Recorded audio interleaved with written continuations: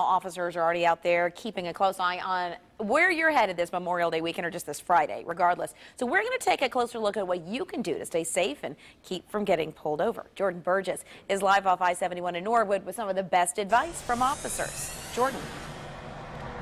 At this hour, officers are out there looking for people not wearing their seatbelts, and what we wanted to know is, what if you don't have it on? You see that officer, you try to grab it real quick. A lot of people have done that before.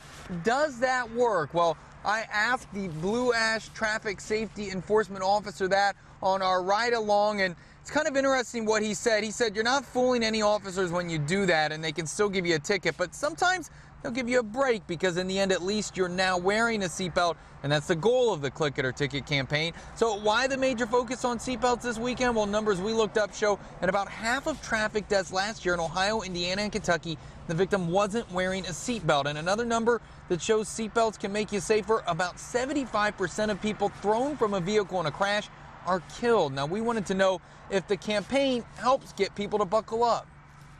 I think that this campaign has helped. I think that the culture and the constant message, showing statistics, the commercials that are on TV now about that kind of stuff, has made an impact for sure. Now, you can get pulled over for not wearing a seatbelt in Indiana and Kentucky. In Ohio, they can't pull you over for that. They have to pull you over for something else, and then you can get a ticket. But we found out in Ohio, a lot of times they'll look for a reason to pull you over if you don't have that seatbelt on. Something to keep in mind this weekend. All right, Jordan, thank you. You know, we hear about buckling up. We see the signs as we drive through the interstate, especially over this holiday weekend. So why aren't people doing it?